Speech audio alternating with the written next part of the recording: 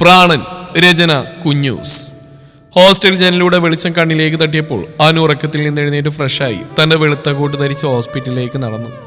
Thrissur medical കോളേജിൽ 2 വർഷമായി നഴ്സായി ജോലി ചെയ്യുകയാണ് അനു. ചെറുപ്പത്തിലെ അച്ഛനെ നഷ്ടപ്പെട്ട അനുവിനെയും ചേട്ടൻ വിനുവിനെയും കൂലിപ്പണി ചെയ്താണ് അമ്മ വളർത്തിയത്. ഹോസ്പിറ്റലിലേക്ക് നടക്കുന്ന വഴിയിൽ തന്നെ പാസ് ചെയ്തുപോയ റെഡ് പാഷൻ പ്ലസ് കണ്ടപ്പോൾ അവളുടെ ചുണ്ടിൽ പുഞ്ചിരി വിരിഞ്ഞു. അവളുടെ ഓർമ്മകൾ സ്കൂൾ കാലഘട്ടത്തിലേക്ക് എത്തിപ്പെട്ടു. കൂട്ടുകാർക്കൊപ്പം ഒരു കൂട്ടമായിട്ടാണ് അനു സ്കൂളിലേക്ക് പോവാറ്. എന്നും സ്കൂൾ എത്താറാകുമ്പോൾ ഒരു റെഡ് പാഷൻ പ്ലസ് ബൈക്കിൽ തങ്ങളുടെ കൂട്ടത്തിലേക്ക് നോക്കിയവൻ പോകുന്ന പതിവായിരുന്നു. ആരെ കാണാനാണെന്നോ അവൻ ആരാണെന്നോ അവർക്ക് ആർക്കും അറിയില്ലായിരുന്നു. ഒരിക്കൽ ഡ്രിൽ പീരീഡിൽ ക്ലാസ് റൂമിൽ അഴികളില്ലാത്ത ജനലിലൂടെ പുറത്തേക്ക് നോക്കിയിരിക്കുകയായിരുന്ന അവളെയും നോക്കിക്കൊണ്ട് മതിലിനരികിൽ പാർക്ക് ചെയ്തിട്ടുള്ള ബൈക്കിലിരിക്കുന്ന അവനെ അവൾ കണ്ടു. അന്നാണ് അവൻ തന്നെയാണ് നോക്കുന്നതെന്ന് അവൾക്ക് മനസ്സിലായത്.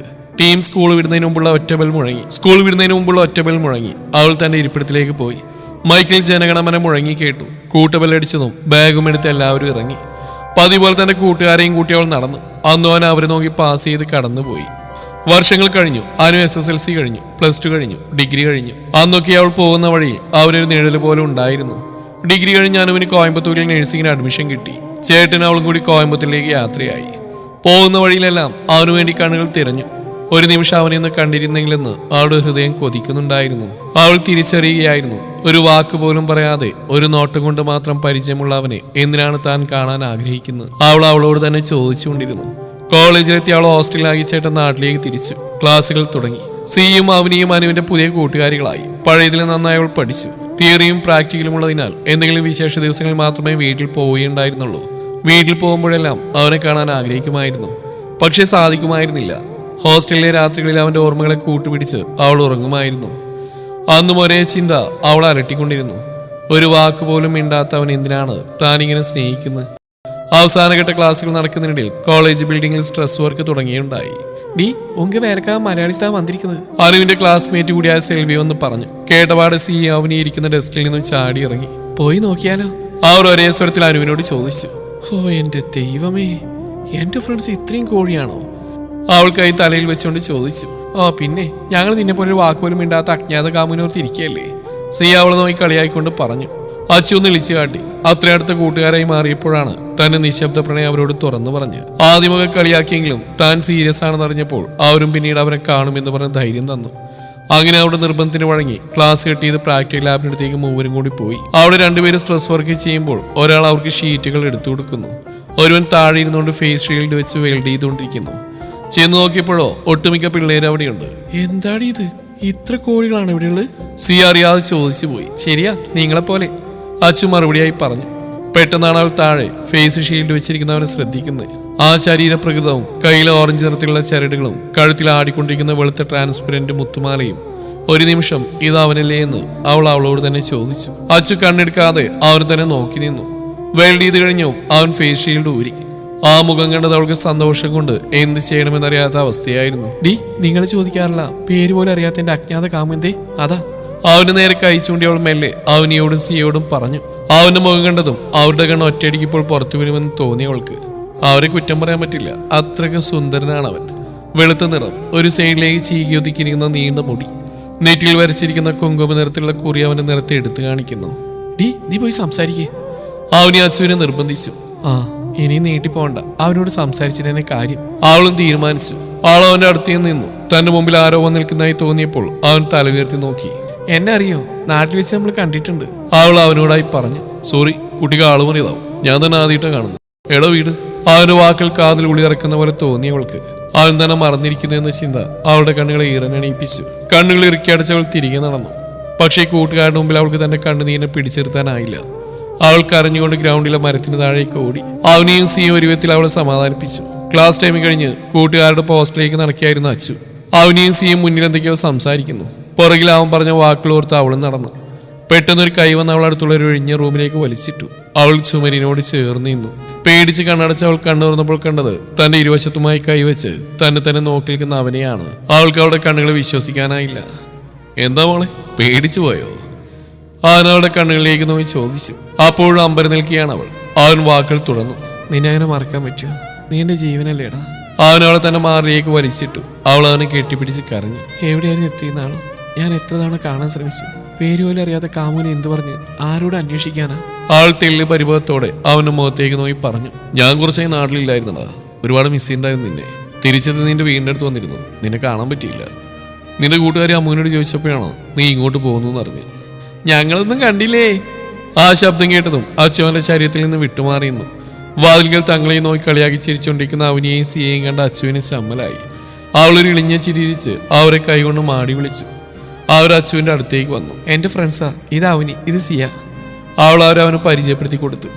അവൻ രണ്ടുപേർക്ക് ഷേക്ക് ഹാൻഡ് കൊടുത്തു.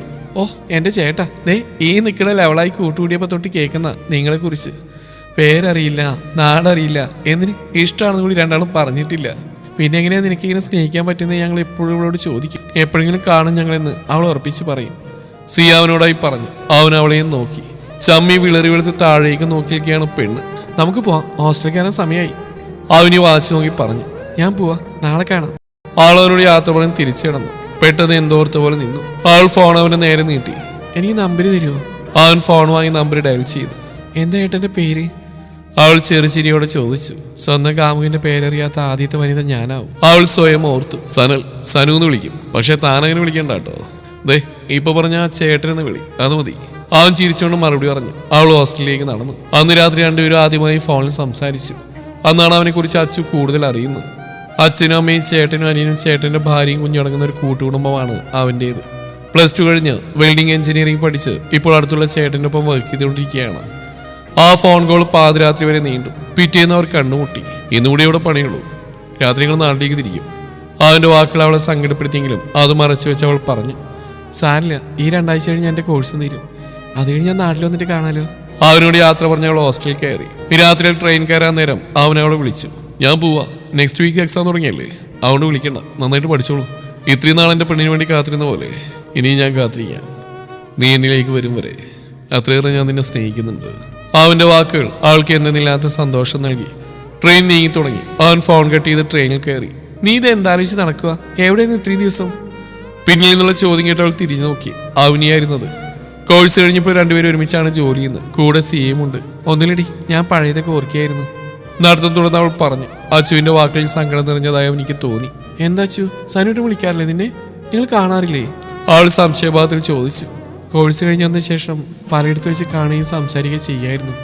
പിന്നീട് വീട്ടിലറിഞ്ഞപ്പോൾ ചേട്ടൻ്റെ കയ്യിൽ നിന്ന് അടി കിട്ടി. ഫോൺ വാങ്ങി വെച്ചപ്പോൾ ആ ബന്ധത്തിൽ നിന്ന് പിന്മാറാൻ ഞാൻ തയ്യാറായില്ല. പിന്നെയും ഞങ്ങൾ കണ്ട് സംസാരിച്ചു. സഹിയിട്ട് ചേട്ടനെ കല്യാണം നടത്തിത്തരാൻ തയ്യാറായി. കുറച്ച് ദിവസങ്ങൾക്ക് മുമ്പ് എനിക്കൊരു കോൾ വന്നു. സനുവേട്ടൻ്റെ ചേട്ടൻ്റെ അവർ ഈ കല്യാണത്തിന് പിന്മാറുകയാണ്, അവന് താല്പര്യമില്ലെന്ന് പറഞ്ഞു. പിന്നീട് ഞാൻ കുറേ കോണ്ടാക്ട് ചെയ്യാൻ ശ്രമിച്ചു, ബട്ട് പറ്റിയില്ല. അതെനിക്കൊരു ഷോക്കായി.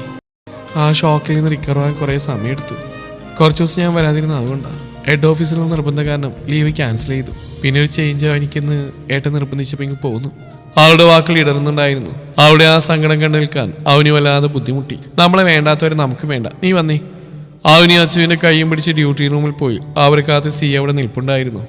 നൈറ്റ് ഡ്യൂട്ടി കഴിഞ്ഞ് ഇറങ്ങാൻ നിൽക്കുകയായിരുന്നു സിയ. നീ ഇങ്ങോട്ട് വന്നേ.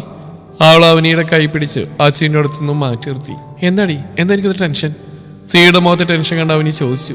എടി അവളുടെ സനുവേട്ടൻ, എന്താടി സനുവേട്ടന് എന്തു പറ്റി?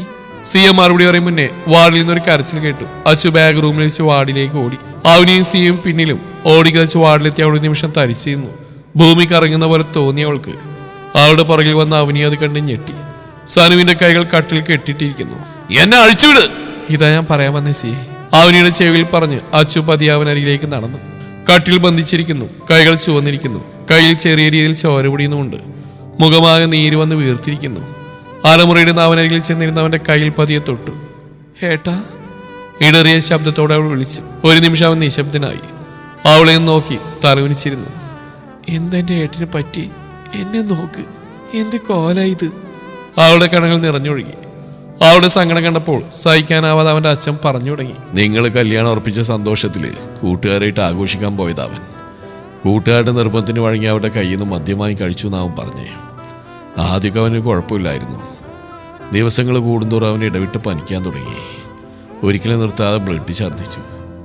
നമ്മുടെ അവിടെ ഹോസ്പിറ്റലിൽ കുറച്ച് ദിവസം ICU കിടന്നു. ഡോക്ടർമാർ കൈയൊഴിഞ്ഞു. അന്ന് അവൻ്റെ നിർബന്ധത്തിന് ഞങ്ങൾ മോളെ വിളിച്ച് കല്യാണം കഴിക്കാൻ താല്പര്യമില്ലെന്ന് പറഞ്ഞ്. എനിക്ക് വയ്യാന്നറിഞ്ഞ് അവൾ ഓടി വരും. ഞാൻ കാരണം അവളുടെ ഭാവി നശിക്കരുതെന്ന്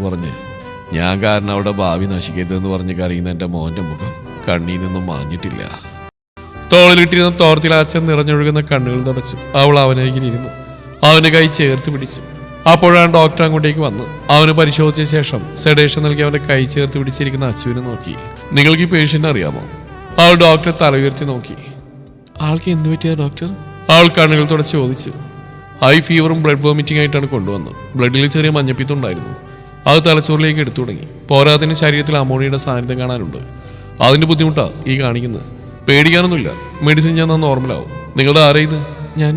ഞാൻ കല്യാണം കഴിക്കാൻ പോകുന്ന ആളാ. കണ്ണുകൾ തുടച്ചുകൊണ്ട് ആ ഡോക്ടറോട് പറഞ്ഞു. ഉറക്കത്തിലേക്ക് വീഴവേ ആ വാക്കുകൾ അവന്റെ കാതിൽ തുളഞ്ഞു കയറി. കണ്ണിലൂടെ കണ്ണുനീർ ഒലിച്ചിറങ്ങി. പിന്നീട് അങ്ങോട്ട് അവനൊരു കൊച്ചുകുട്ടിയെ പോലെ അവൾ പരിചരിച്ചു. അവൻ മെല്ലെ മെല്ലെ സുഖപ്പെട്ടു.